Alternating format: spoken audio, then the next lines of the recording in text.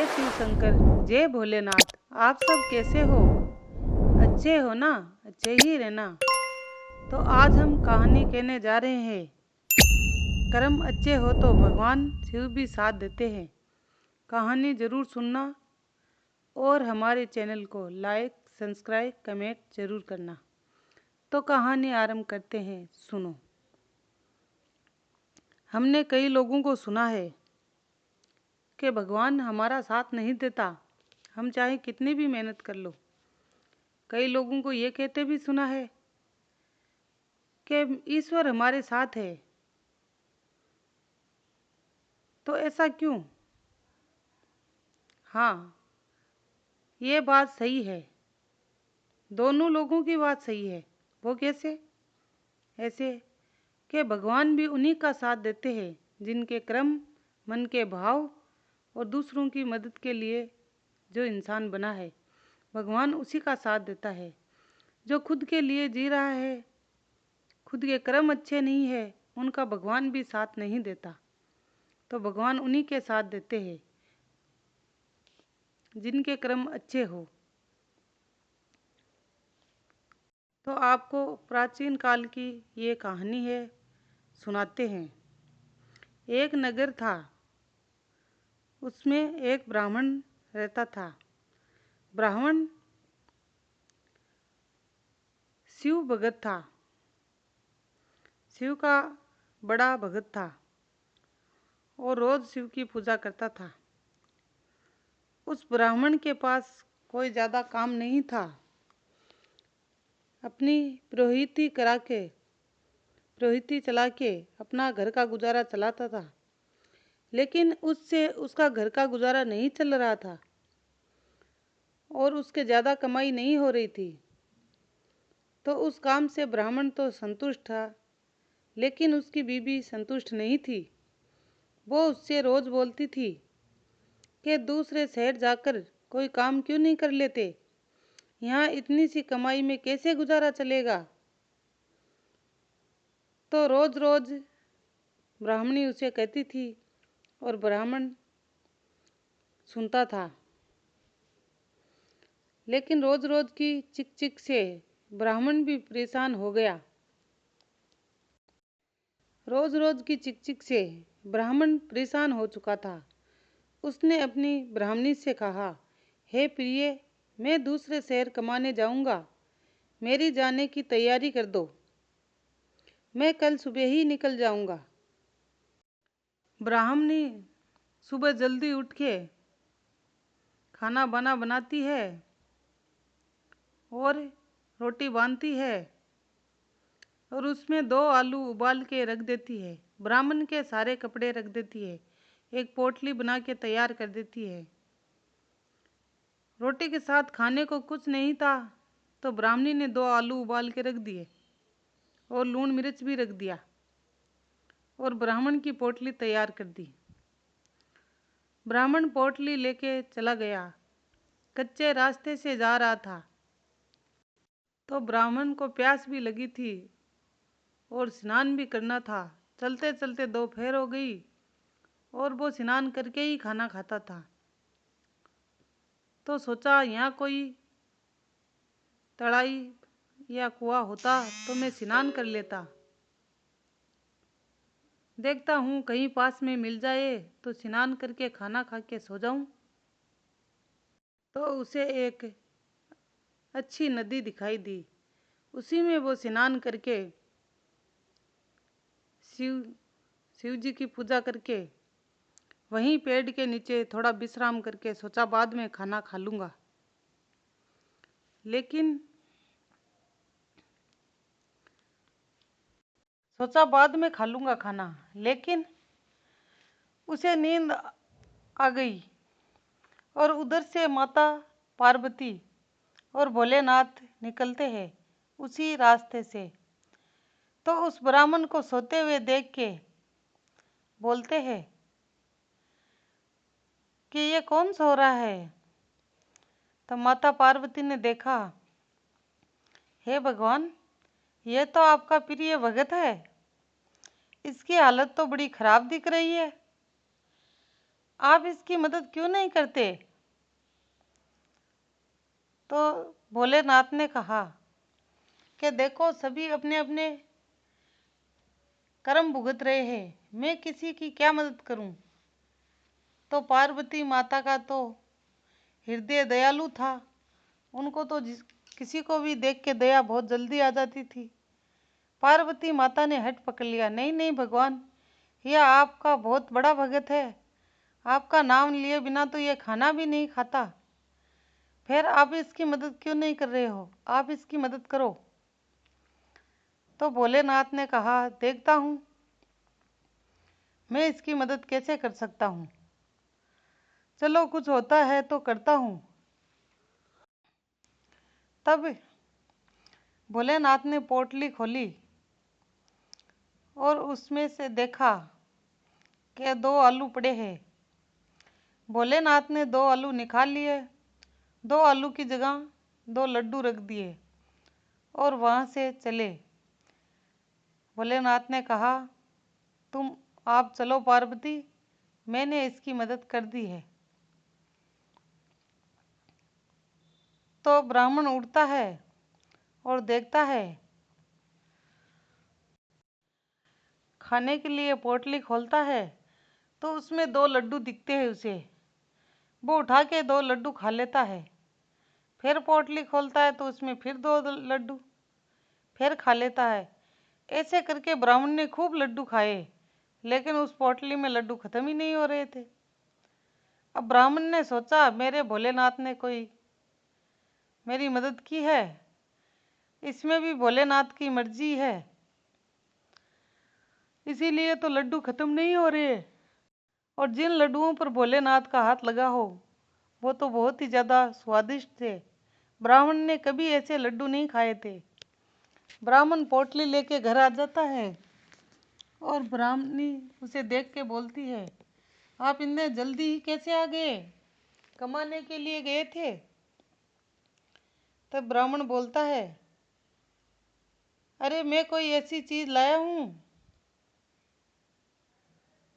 जिसे देख के तुम खुश हो जाओगी, अंदर तो चलो, बाद में बताऊंगा, यहाँ तो कोई सुन लेगा। तब ब्राह्मणी को कहा, ये पोटली खोलो, इसमें लड्डू है। ब्राह्मणी ने जैसे ही पोटली खोली उसमें लड्डू थे। ब्राह्मणी ने 2 लड्डू खाए, इतने स्वादिष्ट लड्डू ब्राह्मणी ने कभी नहीं खाए। ब्राह्मणी तो कुछ बोली ही नहीं, और फिर और 2 लड्डू खाए, फिर 2 लड्डू खाए, ऐसे करके खूब लड्डू खा गई, लेकिन वहाँ लड्डू खत्म ही नहीं हो रहे थे। तब दोनों ने सोचा, हम लड्डू बेचने शुरू कर दे। तो उन्होंने लड्डू बेचने शुरू कर दिए। अच्छा खासा कारोबार चलने लगा, लड्डू बिकने लगे गांव में, बातें होने लगी, ऐसे स्वाद लड्डू तो कभी हमने नहीं खाए, ब्राह्मण तो बड़े स्वाद लड्डू बनाता है।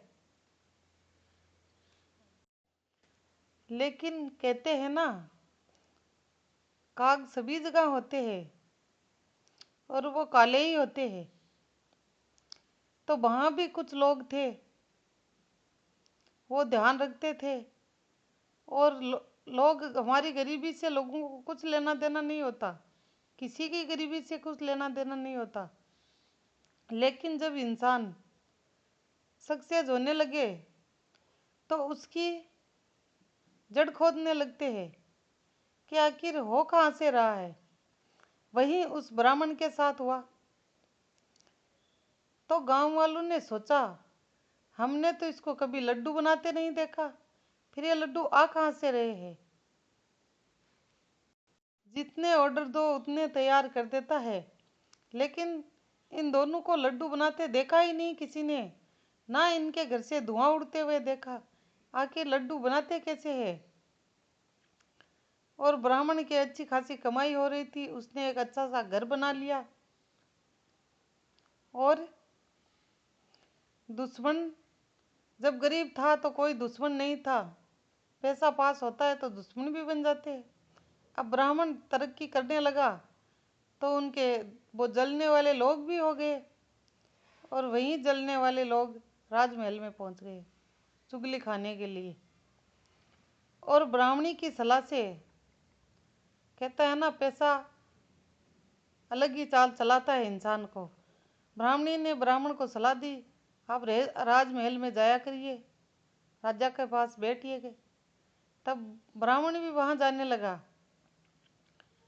लेकिन कोई किसी खबरी ने पता लगा लिया कि ब्राह्मण के पास पोटली है। राजा को ब्राह्मण के पास पोटली है, ये बात राजा को जाकर बता दी। तो राजा ने कहा, मेरे राजमहल में कितना खाना बनता है और कितने राज दरबार लगते हैं, कितने बड़े बड़े गांव शहरों से राजाएं आते हैं, यहाँ वो पोटली होनी चाहिए। उस ब्राह्मण के घर में क्या काम उस पोटली का? वो पोटली मेरी रसोई में होनी चाहिए, और ना दे तो राजा को सूली पे चढ़ा दो। अब राजा था, वो ब्राह्मण था। ब्राह्मण तो वैसे ही ज्ञानी होता है, तो ब्राह्मण से पोटली मांग ली। ब्राह्मण बेचारा बड़ा दुखी हुआ, लेकिन क्या करे, ना दे तो मरे और दे तो भूख से मरे।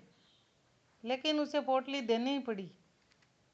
ब्राह्मण ने उसे पोटली दे दी और राजा अपने रसोई में रख दी। रोज लाडू निकाले और खाए, सभी में बांटे।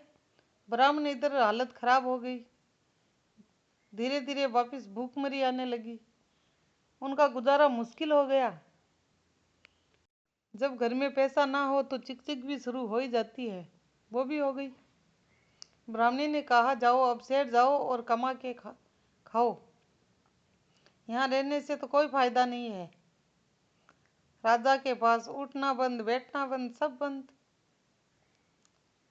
तब पूरे गांव में भी फैल गया कि इसके पास जादू की पोटली थी, उसमें लड्डू निकल रहे थे। पोटली नहीं है तो वहां कौन आता? ब्राह्मण जी वहां से चले उसी कच्चे रास्ते से।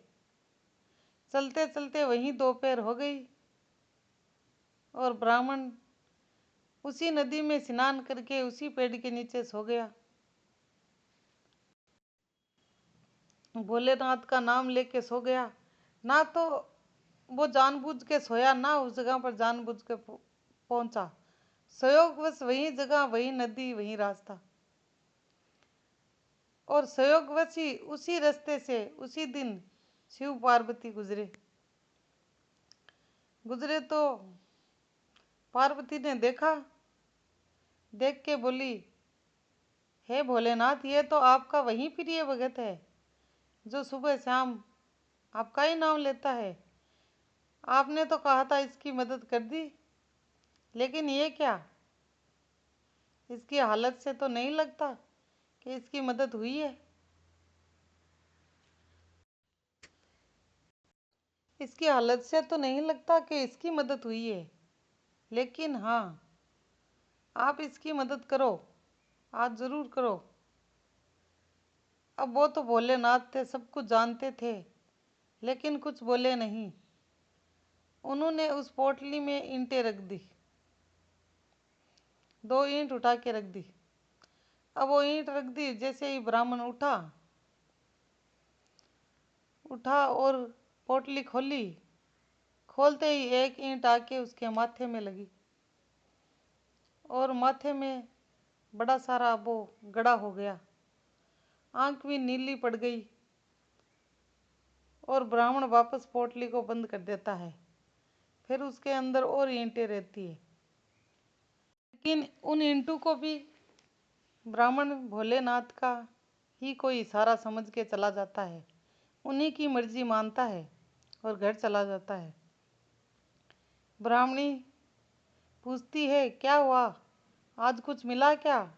क्या हुआ, आज वापस क्यों आए? तो ब्राह्मण कुछ नहीं बोलता है और ब्राह्मणी पूछती रह जाती है, आपके किसने मारी, ये कैसे हुआ? फिर भी ब्राह्मण कुछ नहीं बोलता है, वो सो जाता है। ब्राह्मणी को कहाँ था अवस्था। उसने जैसे ही पोटली खोली, एक ईंट माथे में लगी और माथे में लगता ही ब्राह्मणी ने ना कुछ बोलना था ना कुछ समझना था, समझ गई कि ऐसे ही ब्राह्मण के लगी थी जैसे मेरे लगी है। वापिस धीरे से पोटली बंद कर देती है। सुबह ब्राह्मण ब्राह्मणी को देखता है और ब्राह्मणी ब्राह्मण को। दोनों के सर में ही वो गड़े उठ रखे थे, रूमड़े। तो दोनों ही समझ जाते थे क्या हुआ, लेकिन बोलता नहीं है। अब ब्राह्मण उन ईंटों को लेके बाहर जाता है जंगल में। जंगल में जाकर दूसरी तरफ उसका मुंह खोलता है पोटली का। तब वहां ईंटें आके पड़ने लगती है। तब ब्राह्मण को समझ में आ जाता है कि भगवान शिव हमें क्या संकेत दे रहे हैं। ब्राह्मण समझ जाता है कि भगवान शंकर कह रहे हैं कि युद्ध करो और अपनी पोटली वापस लाओ। तब ब्राह्मण ने एक ऊंचा टीला माटी का बना लिया और अपनी पोटली साथ में रखता ही है। किसी के साथ कह खिनाया कि जाओ उस राजा को कह दो या तो मेरे से युद्ध करे या मेरी पोटली और राजा आधा राज्य मुझे दे दे। ब्राह्मण की ये बात सुनकर राजा भी बड़ा आश्चर्यचकित होता है कि ब्राह्मण में इतना साहस कहाँ से आ गया और इतना दुस्साहस कैसे कर रहा है कि मुझे ललकार रहा है, जिसके पास इतनी सेना है, हथियार है, और उसके पास कुछ भी नहीं है, खाने को भी नहीं है। वो मुझे युद्ध के लिए ललकार रहा है। वहां बैठे सभी लोग ठाके लगा के हंसते और हंस कर बोलते हैं सिपाहियों को कि जाओ उस ब्राह्मण को पकड़ के लाओ। उसकी हिम्मत कैसे हुई ऐसा बोलने की। सैनिक जैसे ही बाहर जाते हैं, ब्राह्मण जी महाराज पोटली का मुंह उनकी तरफ खोल देते। अब ईंटें आके सिर में गिरने लगती है। सिपाही दौड़ते अंदर की तरफ दौड़ के बोलते हैं, राजा जी हमें बचाओ, ब्राह्मण हमें बहुत पीट रहा है। अब राजा आश्चर्यचकित हो जाता है और अपनी सेना को भेजता है। अब ब्राह्मण ने टीला तो पहले से ही तैयार कर रखा था मिट्टी का, उसके ऊपर खड़ा हो जाता है। अब ब्राह्मण एक सेना अनेक, लेकिन ब्राह्मण के पास साथ तो खुद महादेव थे। उस ब्राह्मण को कौन हरा सकता है। तो ब्राह्मण ने पोटली का मुंह सैनिकों की तरफ किया और खड़ा हो गया, ले शिव जी का नाम। अब ईंटें आके गिरने लगी तो ना तो उनके हथियार चल रहे थे ना वो चल रहे थे। ईंटों की आके लगने लगी तो सेना पूरी दौड़ने लगी। दौड़ के सेना राजमहल में चली जाती है। बोलते हैं महाराज ब्राह्मण से नहीं जीत सकते। तो किसी से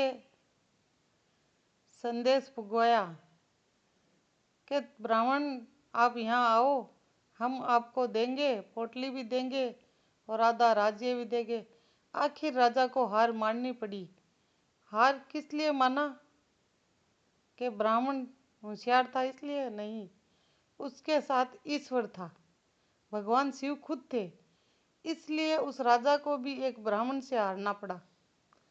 जो अकेला ब्राह्मण था वो पूरे राजा को हरा दिया, उसकी सेना को हरा दिया। और राजा ने हाथ जोड़ के उसको पोटली दी और पोटली देकर आधा राज्य भी दिया। और फिर कहा कि ब्राह्मण जी जाते जाते ये तो बताओ ये सब कैसे हुआ। तो ब्राह्मण ने कहा मैंने नहीं, सब मेरे महादेव ने किया है। तुम्हारे पास इतना था, मेरी एक पोटली भी बर्दाश्त नहीं हुई और तुम छीनने लगे थे, छीन लिया, तो मैं क्यों तुम्हारा आधा राज्य क्यों ना छीनूं। इसलिए मेरे साथ भगवान थे। मैंने तो अपने बच्चों का पेट पालने के लिए ये सब पोटली रखी थी, लेकिन तुम तो इतना धन होके भी लालच में आए थे। लालच की हमेशा हार ही होती है, लालच की कभी जीत नहीं होती। तुम्हारे पास धन होके भी तुम लालची हो, और मैं तो ब्राह्मण होके भी लोगों की मदद करता हूँ। मेरे पास पोटली रहेगी तो मैं समझता हूँ जिसकी मेरी जैसी हालत है उसे मैं लड्डू फ्री में भी देता हूँ, पैसे नहीं लेता हूँ, कम पैसों में भी देता हूँ। लेकिन तुम तो सिर्फ अपने ही मेल में फैल रहे हो। इसलिए तुम्हारा आधा राज्य भी लिया और जीता, इसलिए क्योंकि मेरे महादेव मेरे साथ थे, वरना मैं तो क्या कोई नहीं जीत सकता। वही हारता है जिसके साथ भगवान नहीं होता, जिसके साथ भगवान होता है वही जीतता है।